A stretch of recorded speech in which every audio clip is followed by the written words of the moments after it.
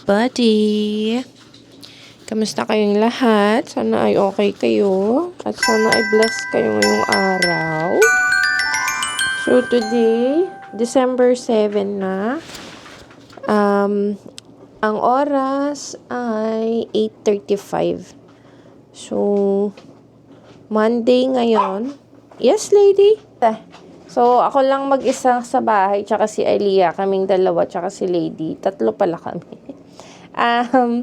So, guys, may sakit ang lahat. So, this past weekend, talagang masama yung pakiramdam namin. Si Aliyah, anong gusto ni Lady? Ba't Yes, Lady! Ayan, so si Aliyah, guys, parang meron siyang flu. Ako din, since Friday, kaming dalawa, nag-start ako ng sore throat. And then, si Aliyah, nag-start din siya ng high temperature. And then, parang flu-like symptoms. Ayan, tingnan niyo siya, guys. Normally, hindi siya ganito eh. She's always alive, playful, moving around. Hindi siya ganitong clingy, guys. So, we contracted the flu. Eh, since si Aliyah, she's just a baby. So, ang hirap. Ako, I had my flu jab. Kaya siguro umepekto sa akin. Nag-take lang ako ng pang flu tablet. And then, nawala siya kahapon, ng hapon. Actually, nakakatawa kasi, mini Christmas shopping ako kahapon ng hapon. Kasi, imimit namin yung dad side na Andy. Aalis sila. So, we have to get them Christmas presents. Lumabas ako. I have no choice kasi tomorrow we'll have dinner with them. On Wednesday pala. So, I had to go to buy Christmas present because I wouldn't have time anymore. So, anyway, ang nangyari ay, yun nga, pagbalik ko, okay na ako. I feel better. Kaso si Aliyah, ganito pa rin siya. Ayan. Hindi kami nakatulog ni Daddy kagabi, nung isang gabi. Friday night, Saturday night, tsaka ngayon, morning na ng Monday. Si Aliyah, mayroon pa siyang Christmas party sa Friday. So, hopefully, she'll get better by then. Makarecover na siya by then. No, lady! What's the matter? So, tinawagan ko na yung doctor kanina. Yung GP surgery.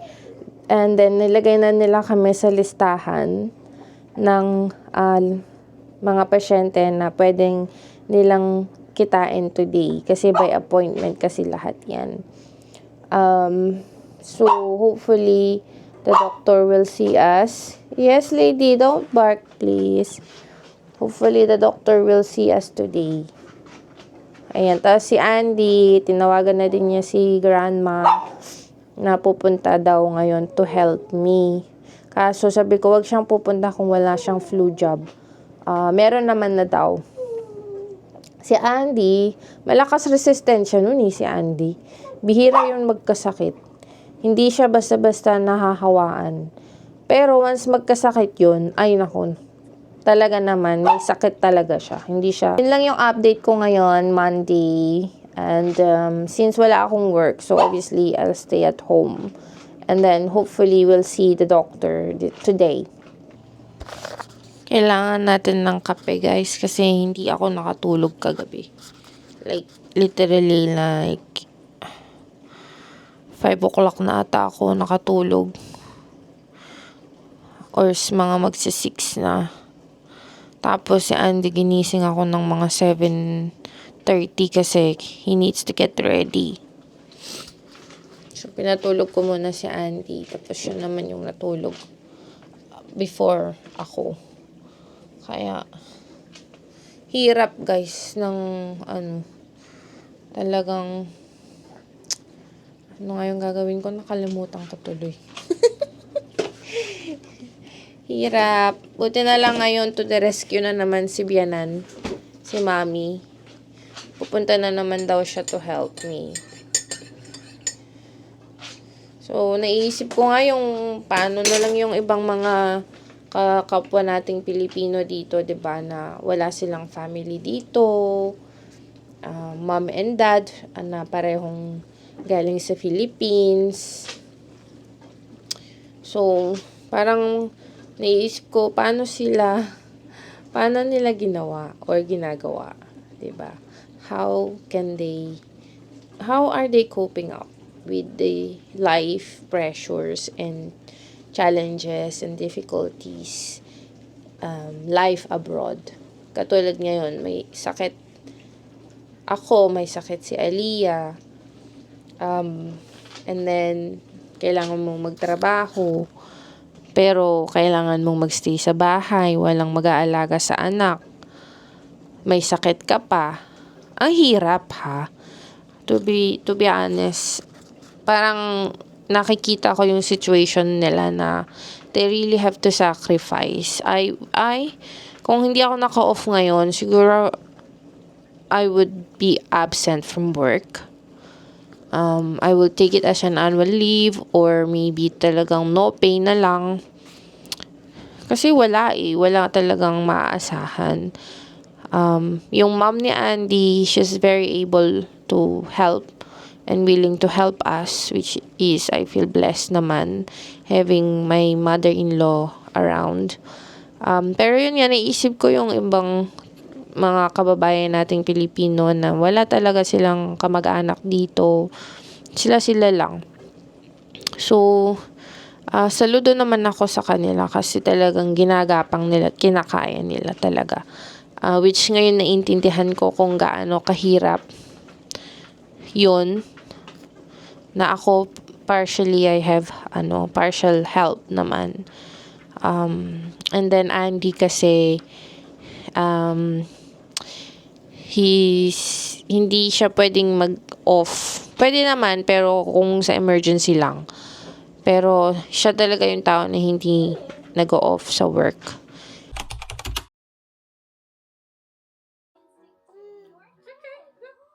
Bear.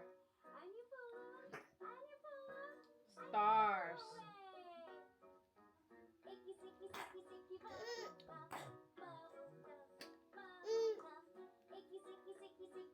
Okay.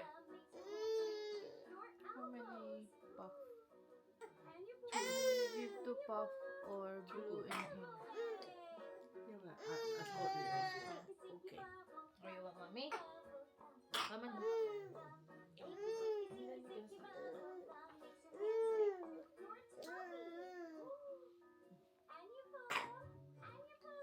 Ready? Ready, Aliyah? Okay. Oh no.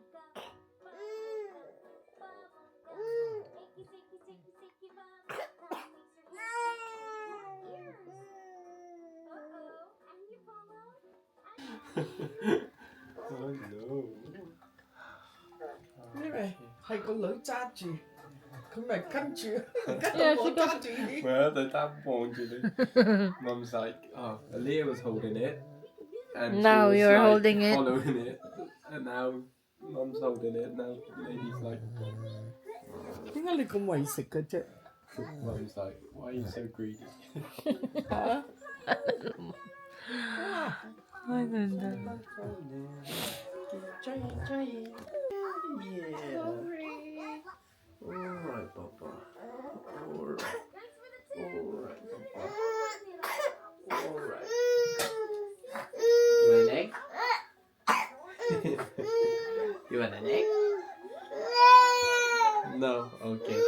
You don't want your egg. 攞俾你睇。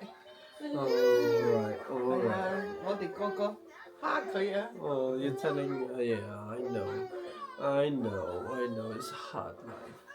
It's okay.